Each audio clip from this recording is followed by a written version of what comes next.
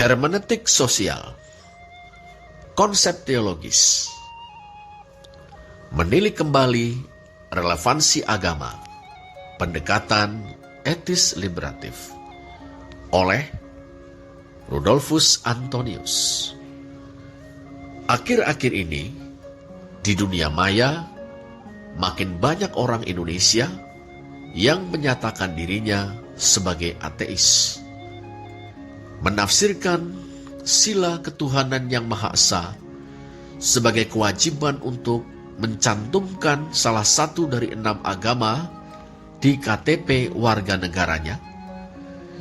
Negara yang bernama Indonesia tidak bisa lagi membungkam kejujuran semakin banyak warganya setelah mereka mengenal salah satu media yang memungkinkan mereka untuk melakukannya, yakni internet. Sementara di alam nyata, mengaku ateis secara terbuka bisa merupakan kekonyolan yang celaka. Di alam maya, orang bebas mengecam, bahkan mencaci maki agama-agama, terutama Islam dan Kristen, dengan risiko relatif minimal. Sebagai orang beragama, barangkali kita menjadi prihatin bahkan jengkel karena mengetahui agama kita bukan lagi tidak menarik, tetapi bahkan menjadi tidak ubahnya seperti barang yang layak dibuang ke tong sampah oleh para ateis dalam tanda petik durjana itu. Tetapi sudilah kita merenung barang sejenak, apa kiranya yang membuat agama kita tidak laku, bahkan menjijikkan bagi mereka. Dengan jalan itu, barangkali kita bisa melakukan otokritik atau kritik diri, bertobat, dan menjalankan agama kita secara baru yang meneguhkan kehidupan. Bila diamati, nampaknya ateisme orang Indonesia di internet dapat dibedakan dalam 2 corak. Pertama, ateisme dari orang atau orang-orang yang baru saja terpesona oleh dan gandrung kepada cara berpikir rasionalisme naturalistik yang memustahilkan segala yang adikodrati dan bentuk-bentuk sosiohistoris yang diklaim sebagai jembatan penghubungnya. Dalam hal ini, agama dengan seperangkat ritus, dogma, dan pelbagai aturan halal haram, boleh tidak boleh, dan benar salahnya. Corak rasionalisme naturalistik yang kagetan ini menurut saya tidak terlalu serius. Sebagai orang Kristen, kita bisa berguru kepada gembong-gembong apologetik barat, seperti almarhum Cornelius Van Til, almarhum Francis Schaeffer, Norman Geisler, dan sebagainya. Mematahkan argumen para kagetan secara rasional barangkali tidak terlalu sukar. Lagi pula, menaikkan gengsi agama yang kita anut sebagai agama yang rasional dan ilmiah. Tapi, ada corak ateisme yang kedua. Corak ini bukan sekedar rasional, tetapi etis eksistensial. Dalam corak ateisme ini, Tuhan dan agama dirasa berbenturan dengan suara hati atau hati nurani manusia. Di sini, hati nuranilah yang terutama berkata-kata, sedangkan rasio sekedar berfungsi sebagai senjatanya. Orang ateis corak ini menggugat agama dan Tuhan. Mengapa agama yang mengklaim diri sebagai rahmat bagi alam semesta, atau Tuhan yang katanya ingin memberkati seluruh umat manusia, justru menginspirasikan kekerasan, pertumpahan darah, penindasan, penghisapan, dan diskriminasi, baik rasial, gender, maupun seksual di kalangan umat manusia. Bukankah itu semua pertanda bahwa Tuhan atau Allah merupakan sosok yang terlalu sempurna yang pernah dibuat manusia, sehingga saking sempurnanya mampu menampung kontradiksi-kontradiksi yang harus disikapi manusia dengan ungkapan takzim, subhanallah, atau God is the great mystery.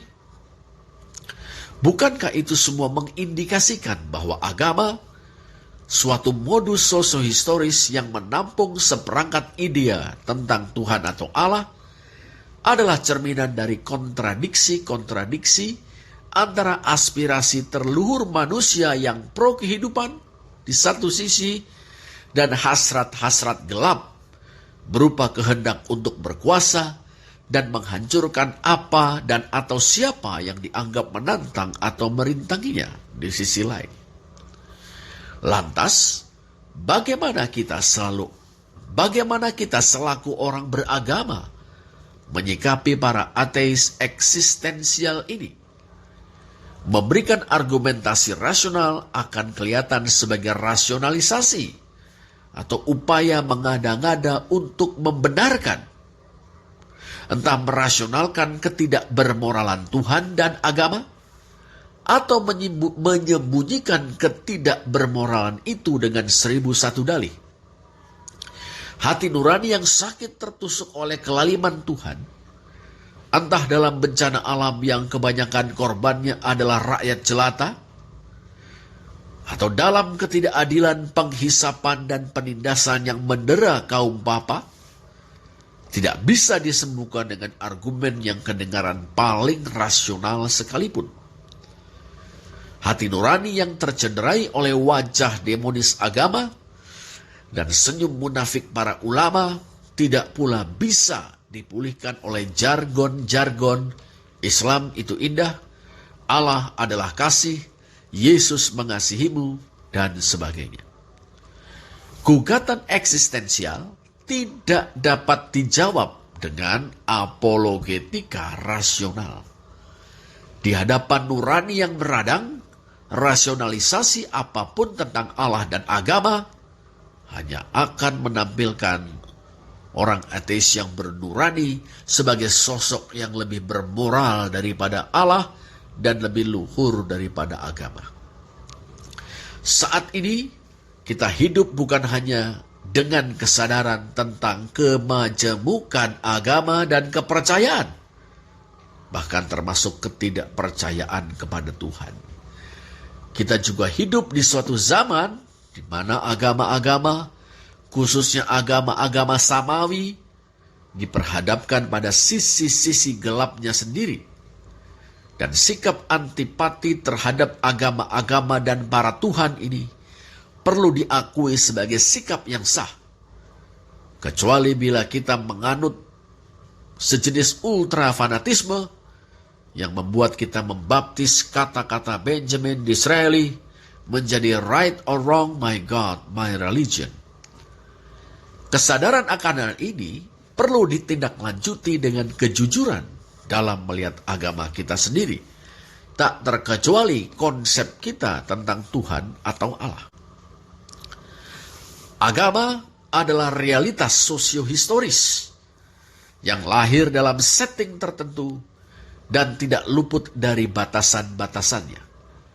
Kelahiran dan perkembangan agama tidak lepas dari konteks-konteks sosiohistorisnya.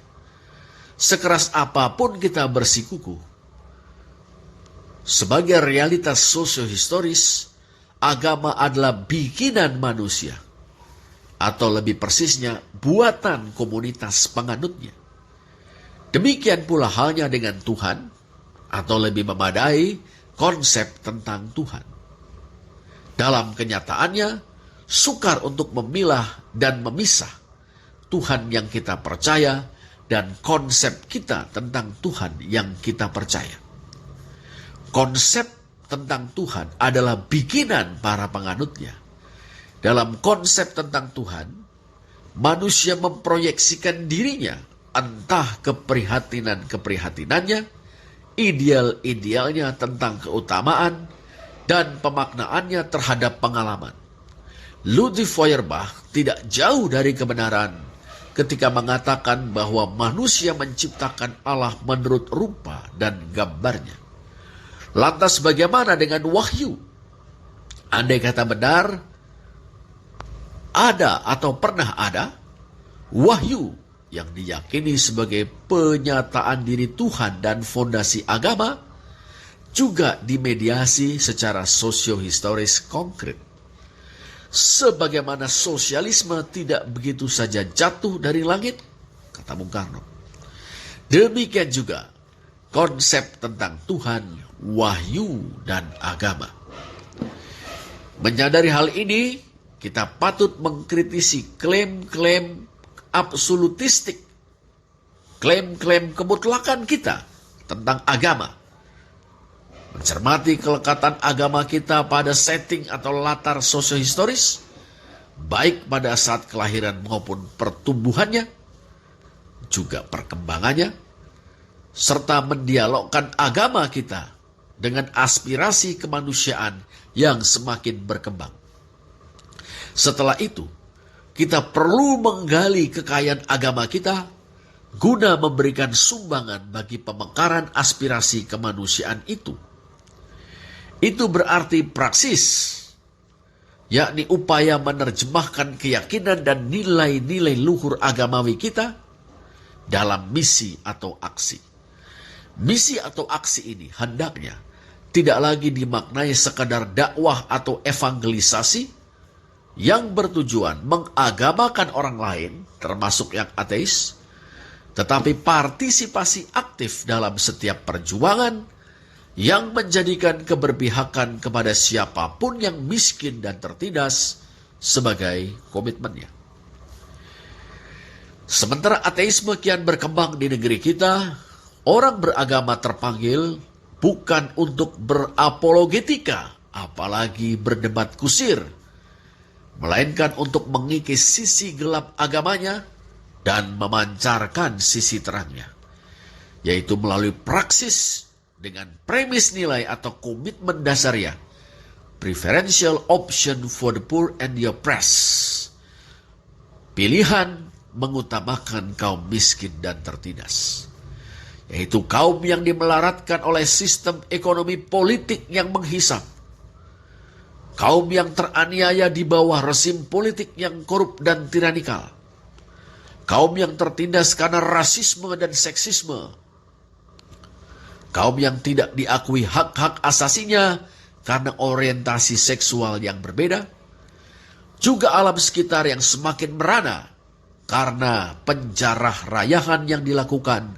demi sebuah modus atau cara produksi yang menjadikan keuntungan dan bukan kebutuhan masyarakat dan sustainability of all life sebagai tujuannya. Dalam rangka praksis yang bersumbangsih pada keadilan dan pembebasan ini, yang merupakan prasyarat bagi terwujudnya perdamaian, orang-orang beragama perlu bahkan harus bekerja sama, baik di antara sesama mereka sendiri maupun dengan mereka yang karena alasan-alasan nurani menempatkan diri di luar agama dan atau memposisikan diri di luar hubungan dengan Tuhan. Dengan jalan itulah orang beragama memberikan kesempatan bagi para ateis eksistensial untuk melihat Allah. Jalan ini bukannya mereduksi agama menjadi etika semata-mata, tetapi memaksa spiritualitas kaum beragama untuk berjumpa dengan aspirasi kemanusiaan dan mengekspresikan dirinya dalam bakti kepada kemanusiaan. Memuliakan Tuhan akan hampir tiada gunanya bila tidak terekspresi dalam tindakan konkret memuliakan manusia, khususnya mereka yang melarat, tertindas, terhisap, dan teraniaya, dan memuliakan alam yang tidak menjadi sasaran keprihatinan dan kepedulian Allah.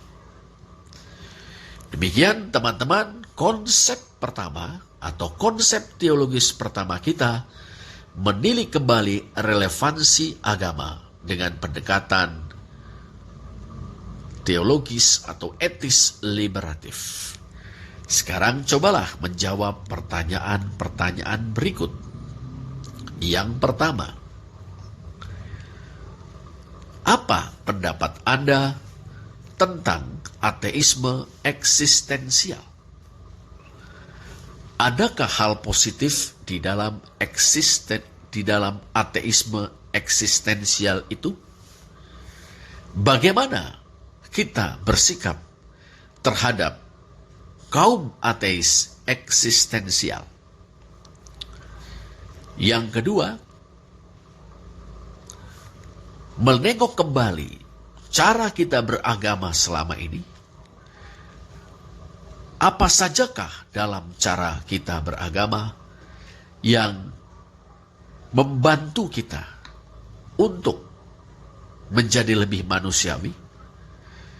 Dan hal-hal apa sajakah yang justru membuat kita menjadi kurang manusiawi? Selamat belajar, selamat menekuni dan menikmati studi bersama hermeneutik sosial. Tuhan memberkati.